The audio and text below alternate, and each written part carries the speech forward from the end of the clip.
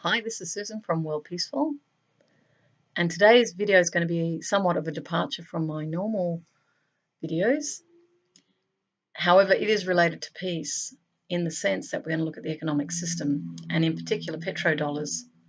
I'm going to draw from two articles, one on the internet and one that's called Donald Trump, Saudi Arabia and the petrodollar, and there's going to be references to the Clinton Foundation and what's going on there, and ISIL.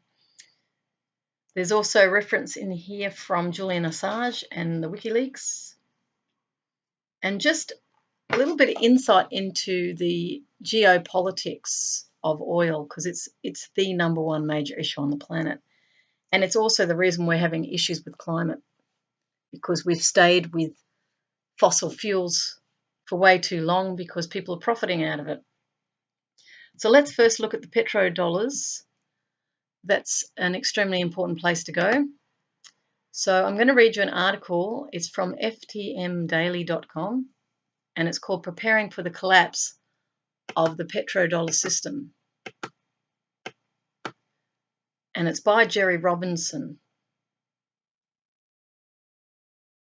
Now, this is part one. Recently, there have been many news headlines containing the words Iran, nuclear capability, Syria, and Islamic State. If you listen closely, you can almost hear the drumbeats of a fresh war in the Middle East. As an economist, I have been trained to view the world through the lens of incentives. And he says, I'm a bottom line sort of guy. And just as every action is motivated by an underlying incentive, every decision has a related consequence. This brief article details the actions, incentives, and related consequences that the United States has created through its attempts to maintain global hegemony through something known as the Petrodollar System. So hegemony, control. This article will begin with a look back at the important events of 1944 Bretton Woods Conference, which firmly established the US dollar as the global reserve currency. Then we will examine the events that led up to the 1971 Nixon shock, when the United States abandoned the international gold standard. We will then consider what may be the most brilliant economic and geopolitical strategy devised in recent memory, the petrodollar system. Finally, we conclude by examining the latest challenges facing US economic policy around the globe and how the petrodollar system influences our foreign policy efforts in oil-rich nations.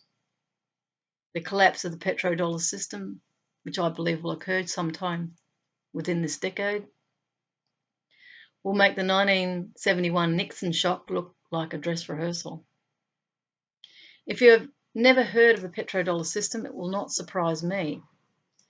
It is certainly not a topic that makes its way out of Washington and Wall Street circles too often. The mainstream media rarely, if ever, discusses the inner workings of the petrodollar system and how it has motivated and even guided America's foreign policy in the Middle East for the last several decades. Now, you might want to look at this author's book, Bankruptcy of Our Nation. It's a best-selling book. He's an expert on the petrodollar system, and his name is Jerry Robinson. So let's continue. A brief overview of this article series on the petrodollar system. In the final days of World War II, 44 leaders from all of the Allied nations met in Bretton Woods, New Hampshire, in the US, in an effort to create a new global economic order.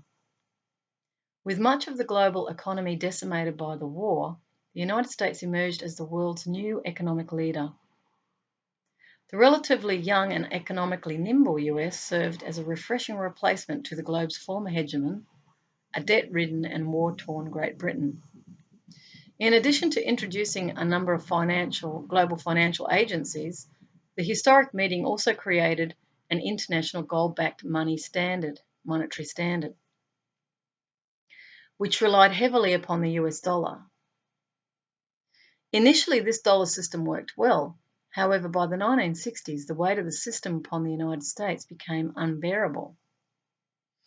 On August 15, 1971, Richard Nixon shocked the global economy when he officially ended the international convertibility from US dollars into gold, therefore bringing an official end to the Bretton Woods system. 2 years later, in an effort to maintain global demand for US dollars, another system was created called the Petrodollar System. In 1973, a deal was struck between Saudi Arabia and the United States, in which every barrel of oil purchased from the Saudis would be denominated in US dollars. Under this new arrangement, any country that sought to purchase oil from Saudi Arabia would be required to first exchange their own national currency for US dollars in exchange for Saudi Arabia's willingness to denominate their oil sales exclusively in US dollars. The United States offered weapons and protection of their oil fields from neighboring nations, including Israel. By 1975, all of the OPEC nations, and this is the Organization for Petroleum Exporting Countries, is OPEC, had agreed to price their own oil supplies exclusively in US dollars. Now that's all Middle East oil, that's massive. In exchange for weapons and military protection.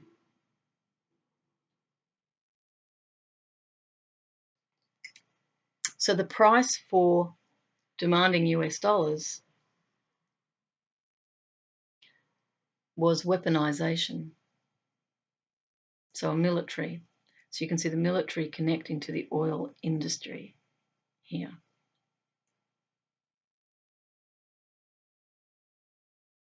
And this also appreciates the US dollar and keeps its value high because it's constantly demanded. See, the gold backing was a way of having, like in Fort Knox, you have the gold there and you can convert it. So it means that this currency has value. That's why they had the gold backing. So this Petrodollar system, or more simply known as the oil for dollars system,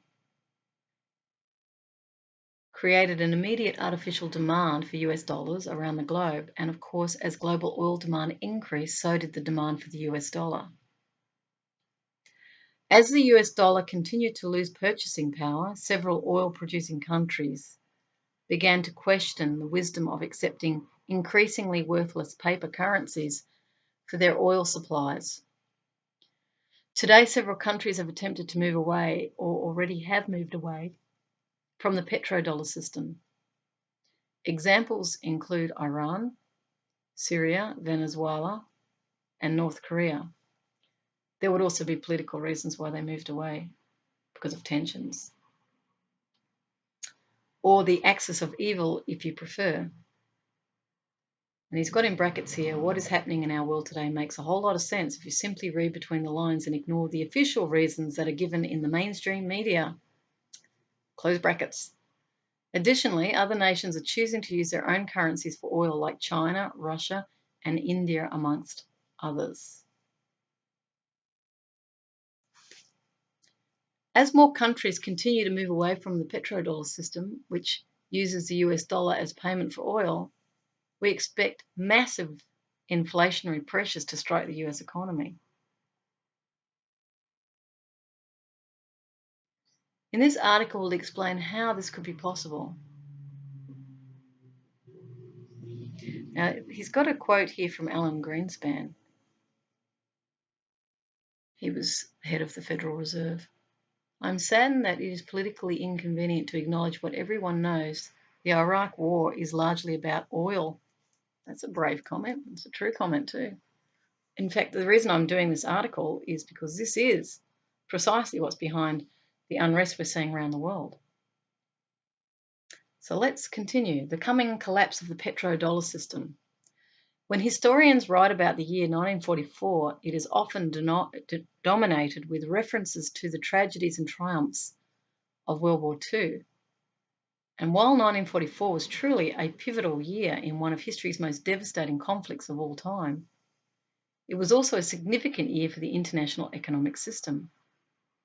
In July of that same year, the United Nations Monetary and Financial Conference, in brackets, more commonly known as the Bretton Woods Conference, was held in the Mount Washington Hotel in Bretton Woods, New Hampshire.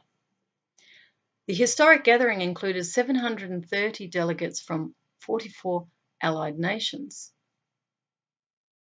The aim of the meeting was to regulate the war-torn international economic system.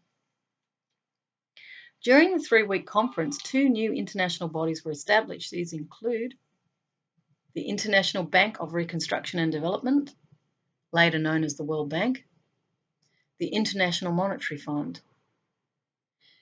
In addition, the delegates introduced the General Agreement on Tariffs and Trade, which is GATT, and again that was later known as the World Trade Organization, or WHO, or WTO, WHO is World Health. More importantly, for our purposes here, another development that emerged from the conference was a new fixed exchange rate regime with the US dollar playing a central role. In essence, all global currencies were pegged to the US dollar.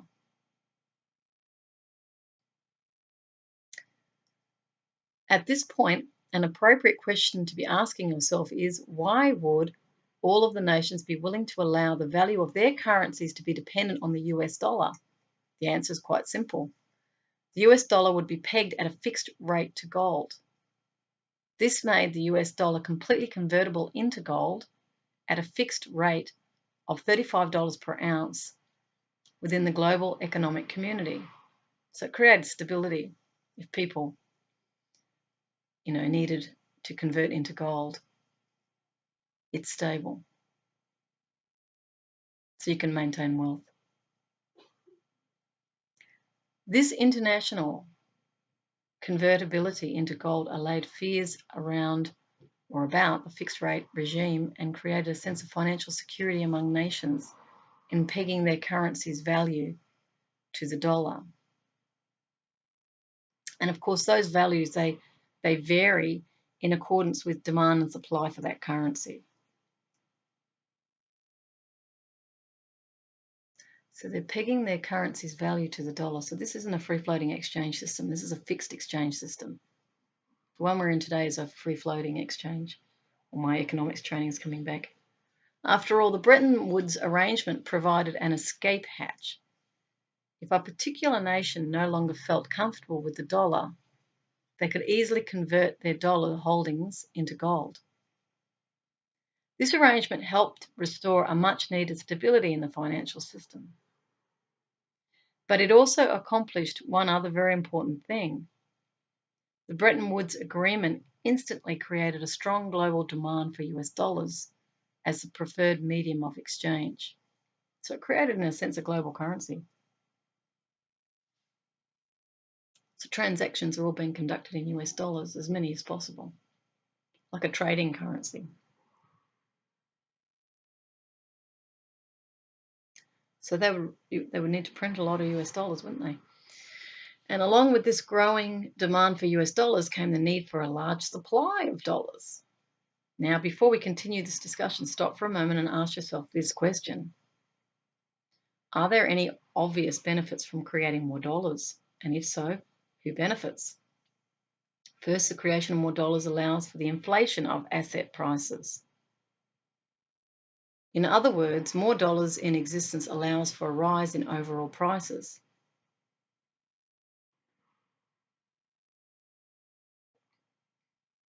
For example, imagine for a moment if the US economy had a total money supply of only $1 million. What if in this imaginary economy I attempted to sell you my home for $2 million? While you might like my home and may even want to buy it, it would be physically impossible for you to do so. And it would be completely absurd for me to ask for $2 million because in our imaginary economy, there is only 1 million in existence. So an increase in the overall money supply allows asset prices to rise. But that's not all. The United States government benefits from a global demand for US dollars. How? It is because a global demand for dollars gives the federal government a permission slip to print more. After all, we can't let our global friends down, can we? If they need dollars, then let's print some more dollars for them. More dollars, higher prices. I'm just having a look at some pictures they've got here.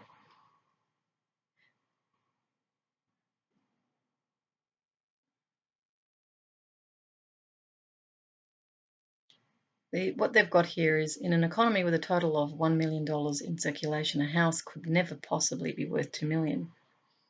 But in an economy with a total of $1 trillion in circulation, you could have thousands of homes with $2 million.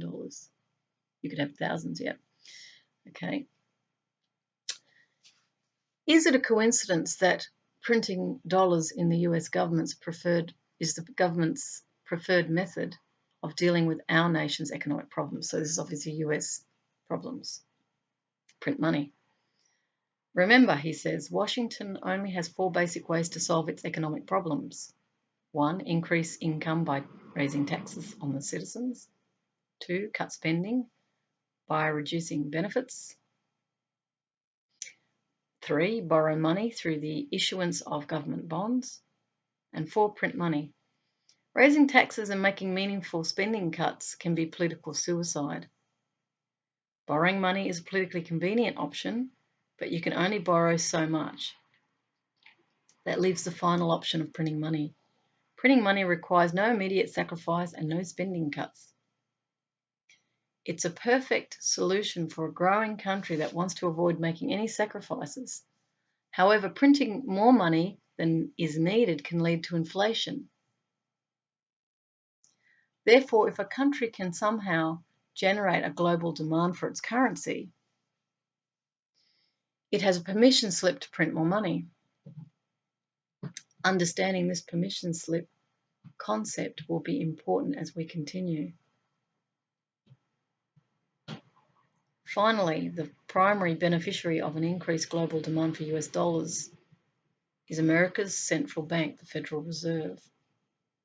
If this does not make immediate sense, then pull out a dollar bill from your wallet, if you're American, or purse, and notice whose name is plastered right on top of it. Have you ever asked yourself why the US dollar is called a Federal Reserve note? You've got a picture here of a US dollar with a Federal Reserve note. It's right up the very top. Once again, the answer is simple. The US dollar is issued and loaned to the United States government by the Federal Reserve. Of course, the Federal Reserve is private. Many people didn't know that. They thought it was the government. It's not. Because our dollars are loaned to our government by the Federal Reserve, which is a private central banking cartel, the dollars must be paid back. See, this is not common knowledge. And not only must the dollars be paid back to the Federal Reserve, they must be paid back with interest. So they're making profit. To put it simply, the Federal Reserve has a clearly vested interest in maintaining a stable and growing global demand for US dollars because they create them and they earn profit from them with interest rates which they set themselves. What a great system the Federal Reserve has for itself. No wonder it hates oversight and intervention. No wonder the private banking cartel that runs the Federal Reserve despises all attempts to actually audit its books. In summary, the American consumer, the federal government, and the Federal Reserve all benefit to varying degrees from a global demand for US dollars. The Bretton Woods breakdown has got coal in Vietnam, the Great Society, and deficit spending. There is an old saying that goes, "He who holds the gold makes the rules." This statement has never been truer than in the case of America in the post-World War II era. By the end of the war, nearly 80% of the world's gold was sitting in US vaults. And the US dollar had officially become the world's undisputed reserve currency.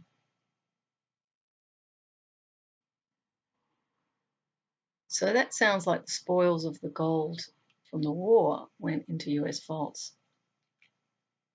Interesting. As a result of Bretton Woods arrangement, the dollar was considered to be as safe as gold. Study of the United States economy in the post-World War II era demonstrates that this was a time of dramatic economic growth and expansion. This era gave rise to the baby boomer generation. By the late 1960s, however, the American economy was under major pressure. Deficit spending in Washington was uncontrollable as President Lyndon B. Johnson began to realise his dream of a great society. Now, deficit spending is just government spending going into deficit. Now, accountants will see deficit ideas as in the red, but in economics, typically the general consensus is that deficit spending produces growth, because you're always going to have income taxes. They can get yields from bonds. They've got assets as well. Then goes on to say, with the creation of Medicare and Medicaid, American citizens could now, for the first time, earn a living from their government. Meanwhile, an expensive and unpopular war in Vietnam, funded by record deficit spending, led some nations to question the economic underpinnings of America.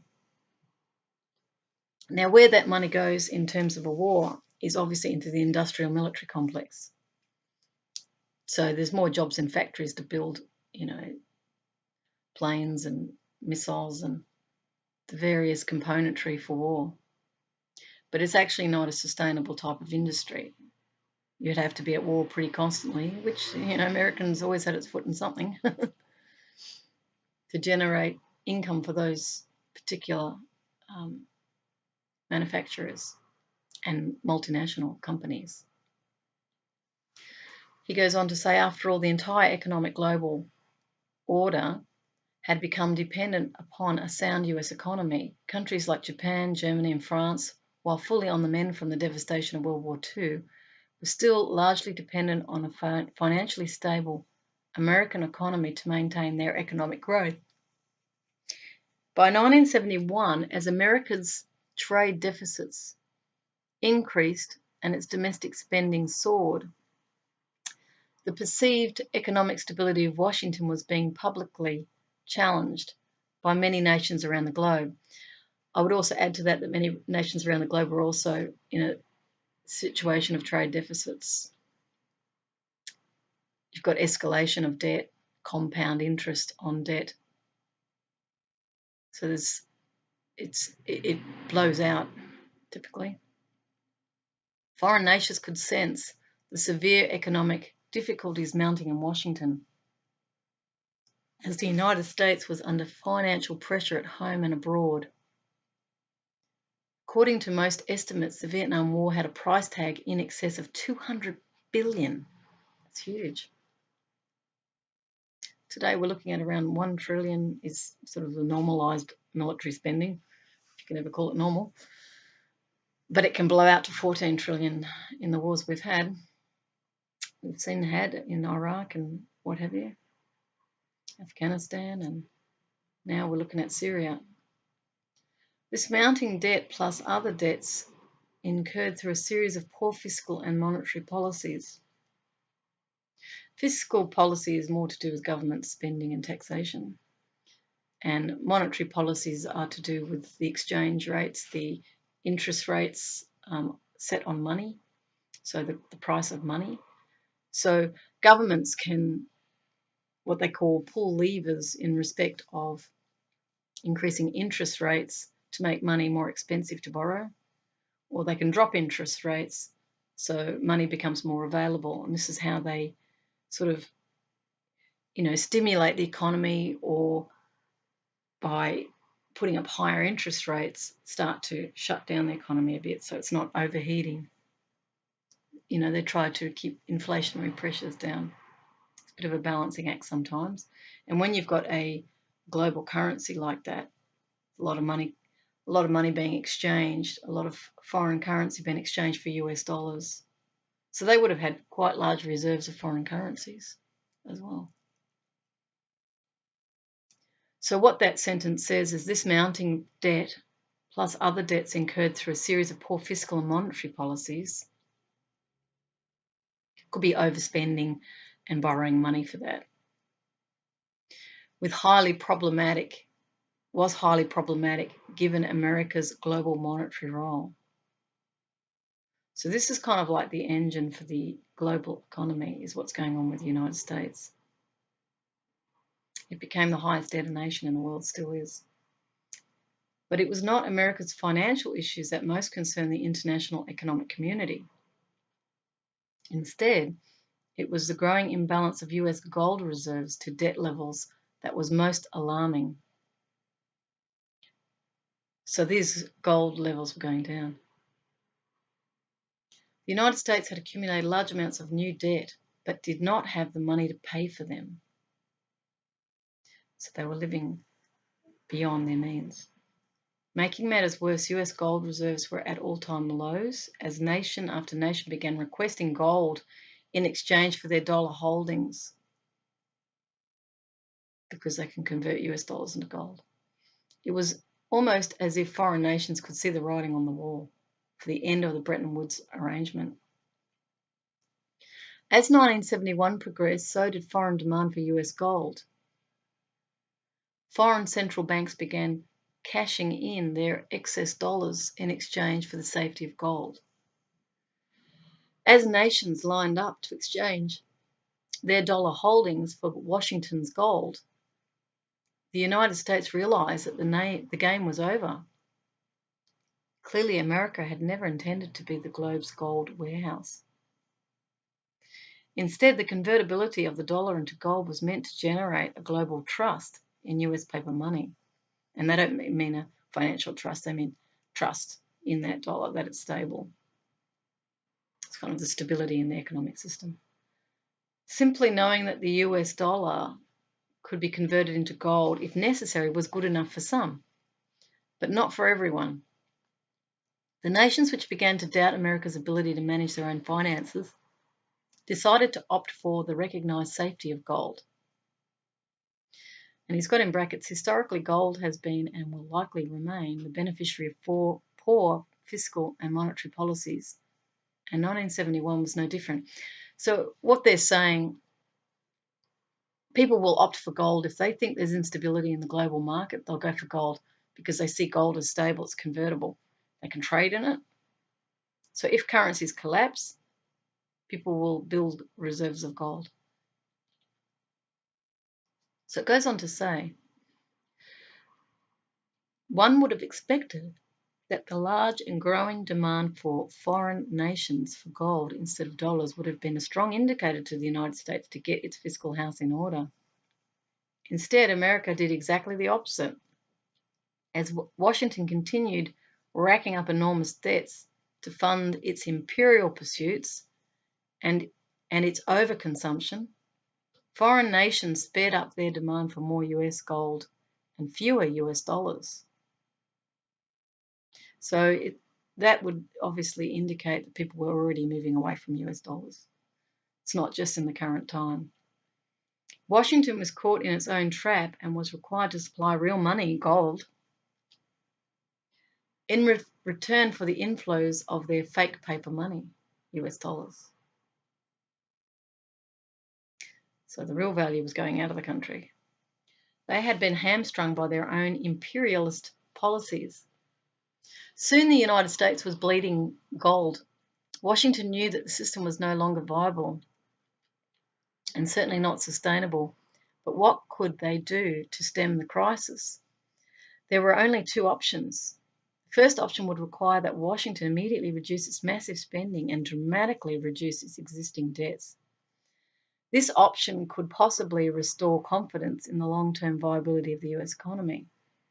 The second option would be to increase the dollar price of gold to accurately reflect the new economic realities. There was an inherent flaw in both of these options that made them unacceptable to the United States at the time. They both required fiscal restraint and economic responsibility. Then, as now, there was very little appetite for reducing consumption in the beleaguered name of sacrifice or responsibility. And he's got in a headline here, Goodbye Yellow Brick Road. I think that says it all, doesn't it? The Bretton Woods system created an international gold standard with the US dollar as the ultimate beneficiary. But in an ironic twist of fate, the system that was designed to bring stability to a war-torn global economy was threatening to plunge the world back into financial chaos. The gold standard created by Bretton Woods simply could not bear the financial excesses. So they couldn't back everything with gold. Coupled with imperialistic pursuits of the American economic empire. So this is cost of power. On August 15, 1971, under the leadership of President Richard Nixon, Washington chose to maintain its reckless consumption and debt patterns by detaching the US dollar from its convertibility into gold. By closing the gold window, Nixon destroyed the final vestiges of the international gold standard. Nixon's decision effectively ended the practice of exchanging dollars for gold, as directed under the Bretton Woods Agreement. It was in this year, 1971, that the US dollar officially abandoned the gold standard and was declared a purely fiat currency. In brackets, a fiat currency is one that derives its value from its sponsoring government. It is a currency issued and accepted by decree. So the government backs it. Here's a brief 2-minute excerpt of the actual televised speech delivered by President Nixon on August 15. I'm going to play it, but I don't know if you'll hear it, but I'll just have a quick look at it whilst I'm doing this video. Starts off, understand the money that government creates. Starts with. Yeah, he directed Secretary Connor to suspend the convertibility of the dollar into gold.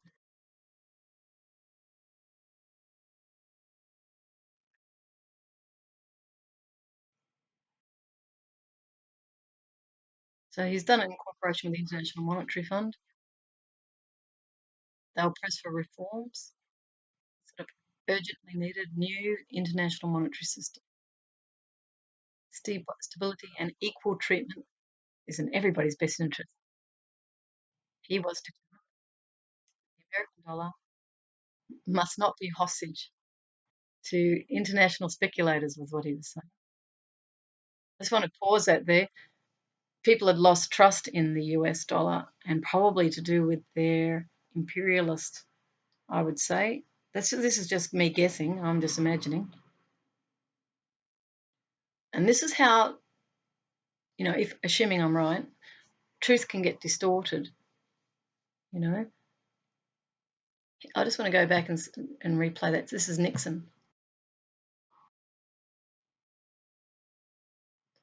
He's talking about improving the balance payments. Here we go. I want to go back. American dollar must never be hostage in the hands of international speculators. Now that was at the time too of the Palestinians, I think, hostage in terms of planes. I'm just wondering around the time he said that, whether that was around the same time as that plane that was hijacked by Palestinians. I think Yasser Arafat's time. So this is politics, they use words strategically. And that statement in itself is not taking responsibility for their excesses. And this is what politicians do. Truth is never put clearly. He's not saying we as American people have to take responsibility and we have to, tighten the belt. And we're going to introduce austerity packages in order to cut consumption to live within our means. Often the IMF, the International Monetary Fund, goes around the world and it imposes or implements austerity in certain countries, but there's criticism around that as well, given that social services can get drastically cut when they're needed in favour of sort of market-based economies. So in a sense, spreading capitalism, but that's another discussion. So I'm just going to go on a little bit with Nixon and see what he says.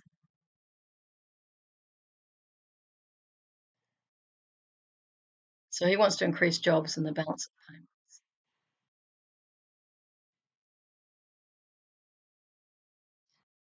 He's imposing a 10% tax on goods imported into the United States. So it's like a duty.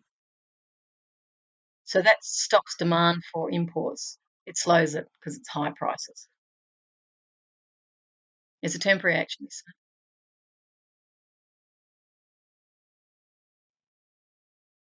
Yeah, yeah.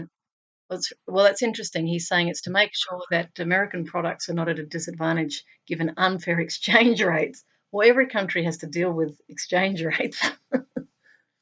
But what that really is protecting the US economy more to make its products affordable and imports not taking market share. So they've put a duty on it, import duty.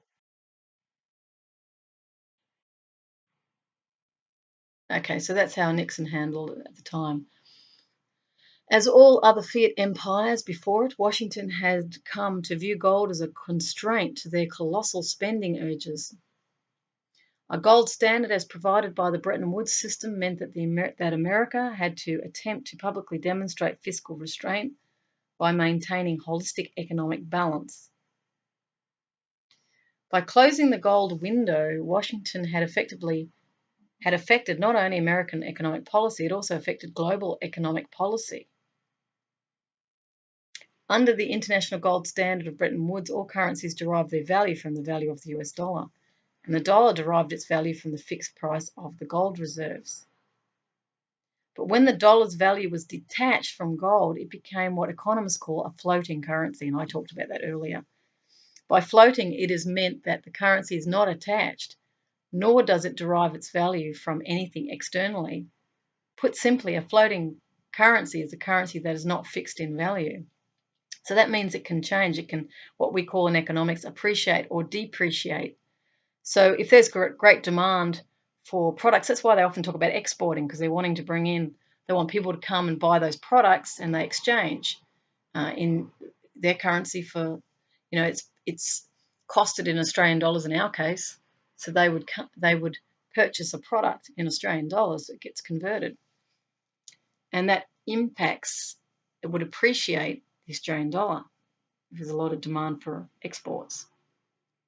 If, in our case, Australians' case, in the US, we bought a lot of Chinese products, let's say, well, we're going overseas to purchase from the yuan, and so we're taking dollars out of our country and exchanging it, because we need to purchase it in yuan if that's the trading currency for China, which it is today, certainly.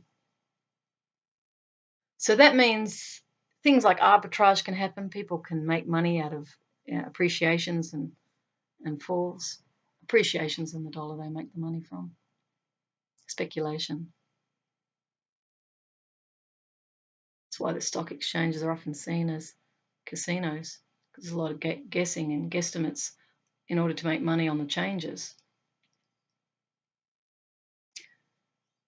It's very interesting. It's a very complicated subject. Like any commodity, the dollar could be affected by the market forces of supply and demand, which is what I've just talked about. When the dollar became a floating currency, the rest of the world's currencies, which had been previously fixed to the dollar, suddenly became floating currencies as well. And he's got in brackets, note, it did not take long for this new system of floating currencies with floating exchange rates to attract manipulation by speculators and hedge funds. This is our casino coming in. Currency speculation is and remains a threat to floating currencies. Proponents of a single global currency use the current manipulation of currency speculators to promote their agenda. And that's what I call arbitrage. That's the speculation on currency. In this new era of floating currencies, the US Federal Reserve, America's central bank, had finally freed itself from the constraint of a gold standard. Now the US dollar could be printed at will, without the fear of not having enough gold reserves to back up new currency production. And while this newfound monetary freedom would alleviate pressure on America's gold reserves, there were other concerns. One major concern that Washington had was regarding the potential shift in global demand for the US dollar.